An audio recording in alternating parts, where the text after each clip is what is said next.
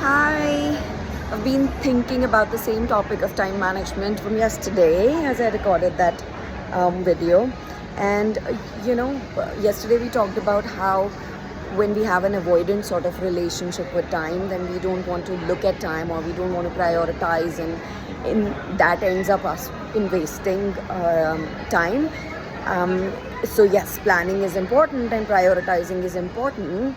And now today what I wanted to talk to you about was when you start planning your time, or people who already plan it, what are some of the patterns that I have seen, especially the main one being that when we start planning, we want to squeeze whatever we can from ourselves, like from our days or from our moments, as much as we can.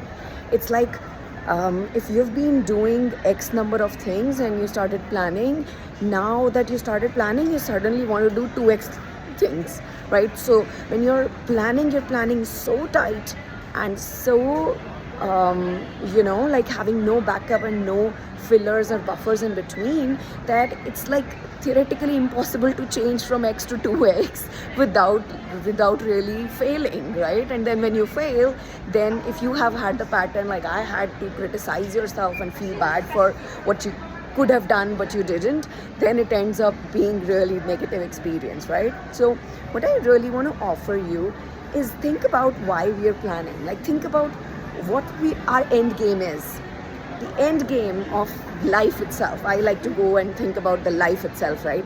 What's the end game of all of this? Why do we want to achieve more in our days? Because we think that we're going to finally have what we want, and then we're going to be able to celebrate, we're going to feel really good, and it's going to be awesome. Like, it boils down to some feelings you want to have. And I want you to think that's a trap.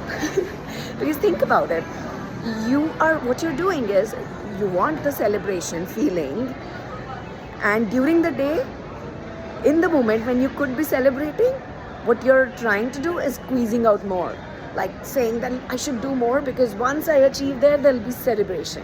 But what you can have right now is celebration. So when I do this time management course with my clients, we're often saying that outcome isn't to get more done. Of course you're going to get more done anyway with all of these tools, but the outcome is that you enjoy everything that you do, because that's the point, right?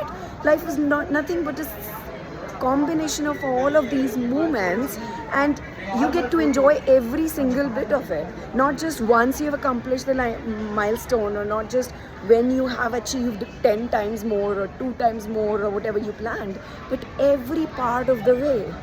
Like right from the idea to the planning stage to actually the day unfolding and the moments when it actually fails and life happens and something else turns up. Every bit of it is life itself, right? The point isn't just to squeeze everything we can so you can finally achieve more, but that's a trap.